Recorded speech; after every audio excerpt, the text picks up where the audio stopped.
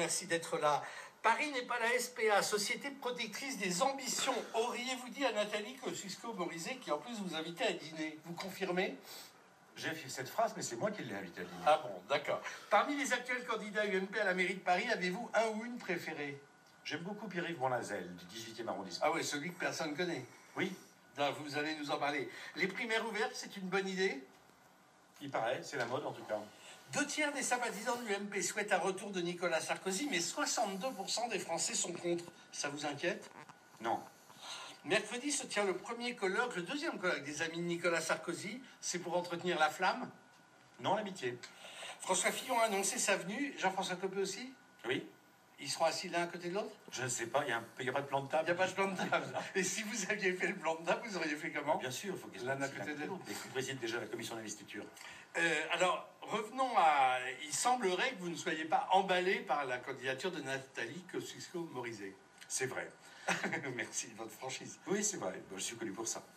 Non, je pense que depuis Philippe Seguin, en passant ensuite par le SAMU social, Mme Bersigny, puis ensuite Mme Joanneau, avec la réussite que l'on connaît, on en a un peu assez, nous les Parisiens, 9 parlementaires, 8 maires d'arrondissement, 52 conseillers de Paris, d'être pris par la main à chaque fois pour venir rendre service. Et là, je trouve que... C'est les parachutés, les hommes et femmes providentiels et tout. Voilà, on en a assez. On a des candidats de talent qui peuvent se présenter. Le Garret, Dati, Bournazel, peu importe. On gagne ensemble, on perd ensemble. Mais à chaque fois qu'on a quelqu'un, si par malheur, ils ont tous perdu, hein, les parachutés, tous. Lorsque quelqu'un perd, après, il faut le recaser. Alors, le recaser où? Il n'y a plus de place. On a de moins en moins de circonscriptions. Et on en aura encore moins la prochaine fois. Alors, où est-ce qu'on va? Au Sénat. Il n'y a pas beaucoup de sénateurs. Comme non, savez. la preuve. Comme vous le savez. Et donc, c'est très compliqué à chaque fois. Je pense qu'on avait une chance avec Fillon de l'emporter, quitte à venir à Paris, autant mener la liste. Sans ça, c'est plus difficile d'expliquer sa venue. Et sinon, vous étiez un chaud partisan de la candidature Borloo. Très chaud, très chaud. Pourquoi? Parce que je pense que pour une fois, Paris pouvait montrer l'exemple avec des listes d'union UDI, UMP, UMP, UDI. On arrivait devant, avant d'être dedans, tous les arrondissements, parce qu'il y aura 3 listes à gauche. Les Verts en font une, les communistes en font une, et Mme Hidalgo en fera une. Derrière Jean-Louis Borloo, une liste unique par rapport à l'émiettement de la gauche. Voilà, vous aviez la possibilité d'arriver premier dans... Puisqu'on rappelle que c'est un scrutin indirect. Hein. Alors que là, on n'a pas du tout d'accord. Et alors pourquoi ça ne s'est pas fait, Borloo? Ce qu'avait demandé M. Borloo, et c'est la moindre des choses, c'est de ne pas passer sous les fourches codines de l'UMP, c'est-à-dire pas besoin de passer par les primaires. D'ailleurs, si Fillon était venu, ça aurait été la même chose. Et on n'a pas été foutu de le faire. Copé était d'accord, et je le salue d'ailleurs.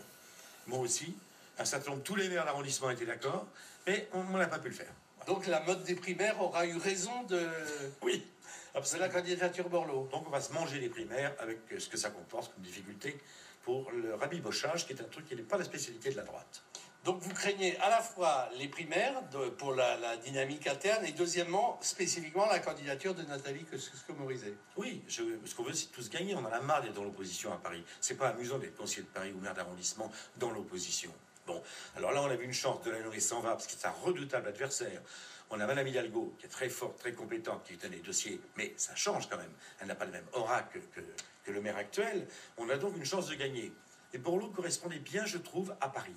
Et alors, parmi les jeunes pousses parisiennes, vous citiez Le Garret, Bournazel, vous pensez que, voilà, ça jouerait vraiment le renouvellement total, et générationnel, et politique. Bournazel, surtout parce que Le Garret a mon âge, donc je ne parle pas les jeunes pousses, même si au Sénat, je figure comme un jeune. Mais non, les gens de 35 ans qui ont 2 mandats, conseiller régional et conseiller départemental, ce sera le futur terme bientôt, c'est l'avenir de la droite à Paris, surtout dans le 18e arrondissement, en pleine reconquête. Il faut, je pense, pousser ces candidatures-là, parce que c'est la future droite qui leur ressemblera étrangement. L'envie d'avoir envie, vous percevez comme Alain Juppé cette envie-là chez Nicolas Sarkozy? Oui, je pense qu'il faut avoir l'envie d'avoir envie, et pas l'envie simplement.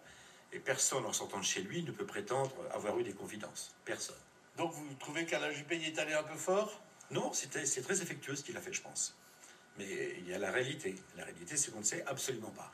C'est sans ça, Brice Hortefeux, vous l'aurez dit la semaine dernière. Oui, absolument. Il a juste dit, ou Claude Guéant, qu'ils avaient très envie. Mais eux, voilà. 2 tiers des sympathisants de l'UMP souhaitent le retour de Sarkozy, mais 62% des Français non. Ça vous inquiète, cette disparité-là, déjà? C'est énorme, je trouve. Qu'il y en ait autant qui souhaitent son retour, par rapport aux 62%. C'est-à-dire qu'il a dit qu'il redevenait un Français comme les autres, et il est parti, dans une autre vie. d'autres métiers, le tour du monde, etc., des conférences. Il n'est plus du tout ni de près ni de loin dans la politique. Alors je trouve que c'est déjà pas mal. Qui voulez vous faire croire ça? À personne. Bien, Mais je merci. tente le coup, je tente le coup. Bon. Mais pas non. Non, entre mon secret espoir. Je connais. Mon secret espoir. Paris a reçu des coups de téléphone au moment de Copé-Fillon. Enfin, tous les Il politiques. voit beaucoup de monde, voilà. Mais bon, Il appelle beaucoup aussi. S'intéresser, quand on fait des conférences, il faut s'intéresser au monde et bien sûr l'entour. Donc, et quand on est addict au portable, c'est pour la vie. Non, ne me faites pas dire ça. Moi, j'espère, bien sûr, les gaullistes espèrent toujours le retour de l'homme qui n'est pas providentiel. Il l'est. C'est notre héros. Mais ça, c'est personnel. C'est ce que voulait exprimer, je pense, Juppé. Pour le reste, c'est pas... Il n'a jamais rien dit qui puisse être répété là-dessus. Alors, évidemment, vous insistez sur les 2 tiers des sympathisants qui souhaitent son retour, mais les 62% de Français qui ne le souhaitent pas du tout. Il n'a montré aucun signe, c'est normal.